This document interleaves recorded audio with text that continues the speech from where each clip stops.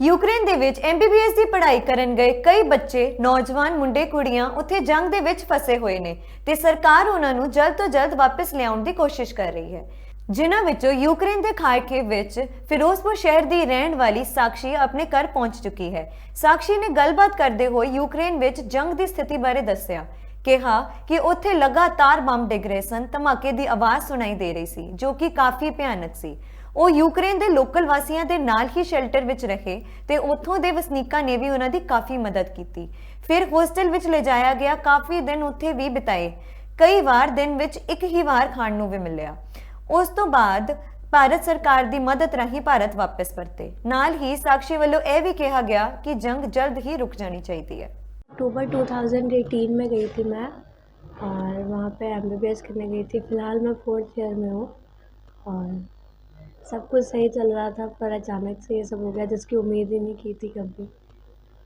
ਤਾਂ ਜਦੋਂ ਇਹ ਸ਼ੁਰੂਆਤ ਹੋਈ ਤਾਂ ਕਿਵੇਂ ਸੀਗੇ ਤੁਸੀਂ, ਕਿੱਥੇ ਜਾ ਰਹੇ ਸੀ, ਤੁਹਾਨੂੰ ਕਿੱਦਾਂ ਪਤਾ ਲੱਗਾ ਕਿ ਸੋ ਰਹੇ ਸੀਗੇ ਤਾਂ ਕੀ ਹੋਇਆ कि ਉੱਥੇ? हमारे लिए तो मतलब बिल्कुल अनएक्सपेक्टेड चीज़ थी ये, बिकॉज़ मैं सो रही थी क्योंकि रात को ही जब पता चला कि लोहांस और दोहांस को एक अलग स्टेट घोषित कर दिया है कंट्री, तो हम बिल्कुल एकदम हो गए थे कि ये क्या हुआ। तो घर वाले भी बहुत टेंशन में आ गए थे। इन्होंने रातों रात टिकट करा दी, गवर्नमेंट सीट तो मिल नहीं रही थी, तो हमने प्राइवेट टिकट कराई थी।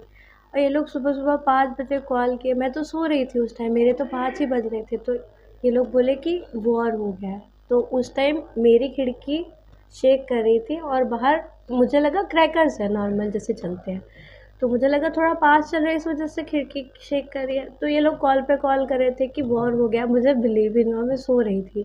तो बोला वॉर हुआ है। और जैसे ही इनसे बात हुई उस टाइम 5:30 हो गए थे और वो लास्ट बॉम्ब फटा था मेरे सामने, मतलब फील हुआ था। उस टाइम मेरे को बिल्कुल ऐसे था कि ये क्या हो गया, अब नहीं बचते, मतलब कैसे ही हो गया। मतलब पहली बार सुना था, देखा था, सब फर्स्ट टाइम था। बहुत बुरा था वो चीज़। ਜਦੋਂ ਉਸ ਯਾਦ ਕਰਦੇ ਸੀਗੇ ਉਹ, ਜਦੋਂ ਤੁਸੀਂ ਘਰ ਦੇ ਵਿੱਚ ਸੀ, ਫਿਰ ਉਸ ਤੋਂ ਬਾਅਦ ਤੁਸੀਂ ਕਿਵੇਂ ਨਿਕਲੇ? ਇੱਕ ਬੰਕਰ ਦੇ ਵਿੱਚ ਵੀ ਤੁਸੀਂ ਰਹੇ ਹੈਗੇ ਸੀ ਕਾफ़ी हाँ, दिन? पहले हम लोग फ्लैट के बंकर्स में थे यूक्रेनियन लोगों के साथ, मतलब कोई इंडियन नहीं था वहाँ, वहाँ के लोकल लोगों के साथ थे। वो लोग काफ़ी हेल्पिंग थे हमारे लिए, चाहे लैंग्वेज बैरियर था बट उन लोगों ने काफ़ी हेल्प की। बट फिर जब सिचुएशन ख़राब होती दिख रही थी कि हम कुछ नहीं कर पा रहे हैं, ज़्यादा खाना वाना सब हो रहा है, तो फिर हमने अपने हॉस्टल के हेड को फ़ोन किया। उनको बोला कि जैसे मैं अकेली हूँ, इधर फंस गई हूँ। तो फिर वो लोग बॉम्बिंग के बीच में से मेरे को गाड़ी में लेने आए थे और बॉम्बिंग्स के बीच में से ही लेके गए थे हॉस्टल। ਤਾਂ ਫਿਰ ਤੁਸੀਂ ਜਦੋਂ ਬੰਕਰ ਦੇ ਵਿੱਚ ਸੀਗੇ ਤਾਂ ਖਾਣ ਪੀਣ ਦਾ कितना ਦਾ ਸੀਗਾ ਕਿ ਤੁਹਾਨੂੰ ਮਿਲਦਾ नहीं ਸੀਗਾ? ਜਿੱਦਾਂ ਤੁਹਾਡੀ ਮਦਰ ਨੇ ਵੀ ਸਾਨੂੰ ਦੱਸਿਆ ਸੀਗਾ ਕਿ ਖਾਣ ਪੀਣ ਦਾ ਕਾफ़ी। खाने पीने का ऐसा था कि वो लोग जितना उनसे हो रहा था वो कर पा रहे थे, क्योंकि खाना हॉस्टल में तो बन नहीं रहा था, मेस में भी बच्चे थे, तो वो बन के आ रहा था। तो कर्फ्यू टाइम के बीच में से वो लोग, जैसे बॉम्ब शेलिंग जब रुक रही थी, वो लोग उस टाइम गाड़ी में खाना लेके आ रहे थे। पर एक टाइम पे सिचुएशन ऐसी आ गई थी कि बॉम्ब शेलिंग रुक ही नहीं रही थी, तो वो इतना अनसेफ हो गया था। बट ये सिर्फ एक दिन हुआ था हॉस्टल में, जिस दिन हमने खाना नहीं खाया था, वरना दिन में एक बार हमें खाना मिल रहा था। ਤਾਂ ਨੈਟਵਰਕ ਦੀ ਵੀ ਕਾफ़ी ਦਿੱਕਤ ਸੀਗੀ, हाँ ਕਦੀ जी, ਗੱਲ ਹੁੰਦੀ क्योंकि ਸੀ? अंडरग्राउंड था ना, बंकर्स बिल्कुल अंडरग्राउंड रहता है, तो वहाँ नेटवर्क बहुत रेयर आता है, तो सीढ़ियों के पास जाना पड़ता था घर पे बात करने के लिए।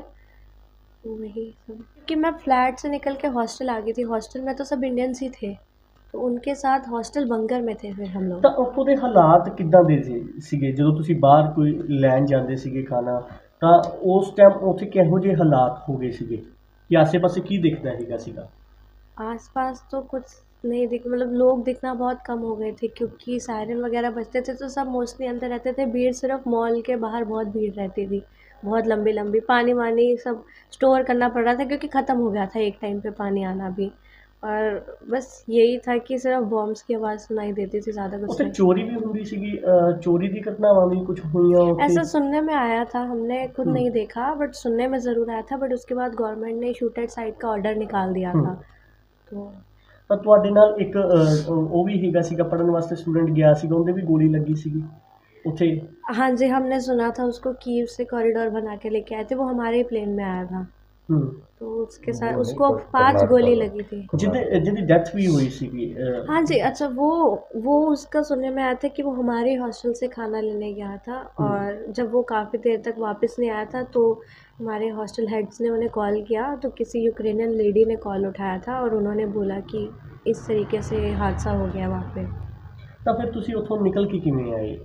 हम लोग सुबह-सुबह लगभग 5 बजे के आसपास पूरे हॉस्टल के 700-800 जितने भी बच्चे थे एक लाइन में, इंडिया का फ्लैग एक आगे एक पीछे लेके पूरा लाइन से हम लोग 10 किलोमीटर ट्रैवल करके वक्ज़ाल पहुँचे थे कि वहाँ से हम लोग ट्रेन्स पकड़ लेंगे। बट वहाँ सिचुएशन इतने ख़राब थे, वो लोग इंडियंस को एंट्री नहीं करने दे रहे थे। हम लोग हाथ में डॉलर्स लेके खड़े थे कि एक सीट दे दीजिए, बट बहुत धक्का मुक्की हुई थी बहुत ज़्यादा। उन्होंने क्या कहते हैं थोड़ा बहुत फायरिंग फेक फायरिंग और डंडे वगैरह भी मारे थे बच्चों को, बट उन्हें हमें चढ़ने नहीं दिया, बोले इवैक्यूएशन ट्रेन नहीं है, आप लोग पीछे ही रहिए। तो उतने में ही बहुत ज़्यादा तेज़ बॉम्ब शेलिंग होने लगी थी। वक्ज़ाल के बिल्कुल जो पीछे वाली बिल्डिंग्स हैं उन पे मिसाइल्स आके गिरने लगी थी, बट फिर भी हम लोग वही ओपन में ही खड़े थे कि किसी ट्रेन में हमें सीट मिल जाए। ਤਾਂ ਡਰ ਤਾਂ ਕਾਫੀ ਲੱਗਦਾ ਹੋਣਾ ਜਦੋਂ ਕਿਉਂਕਿ ਬੰਬ ਕਦੀ ਦੇਖੇ ਨਹੀਂ ਤੁਸੀਂ। बहुत ज़्यादा ਹੂੰ। मतलब एक्सप्लेन नहीं कर सकते हैं। उस टाइम तो ऐसे था कि अब बम फटे जो भी हो, बस ट्रेन में बैठ के यहाँ से दूर जाना है, क्योंकि हम लोग 3 बजे तक वही थे और 3 बजे हमें एडवाइज़री आई थी कि 6 बजे तक खारकिव खाली करना है। बट हम लोग ऐसे थे कि खारकिव खाली ही कैसे करें, कुछ मोड ऑफ ट्रांसपोर्टेशन ही नहीं है, एक ट्रेन है जिसमें वो हमें चढ़ने नहीं दे रहे हैं। तो उस टाइम डू और डाई वाली सिचुएशन आ गई थी कि अब तो खुले में ही खड़े, अब तो बम चाहे सिर पे फटे, ट्रेन में चढ़ना है। ਤਾਂ ਹੁਣ ਉੱਥੋਂ ਸਾਰੇ ਸਟੂਡੈਂਟ ਜਿਹੜੇ ਆ ਨਿਕਲ आए ਹੈਗੇ ਆ हाँ जी, अब सब आ गए हैं।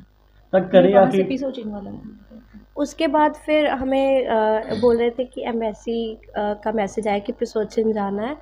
तो पिसोचिन फिर हम लोग लगभग वो 20 किलोमीटर के नियर अबाउट था, वहाँ हम लोग पैदल चल के गए थे। बहुत शाम हो गई थी, हमें लगभग 6 ही बज गए थे वहाँ पैदल जाते जाते।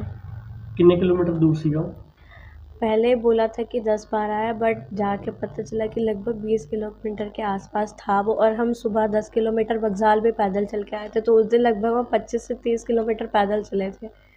तो बहुत बुरे हाल हो गए थे पैर के, मतलब क्योंकि इतना जब ढंग से खाना नहीं खाएंगे तो इतना पैदल चलना नामुमकिन हो गया था।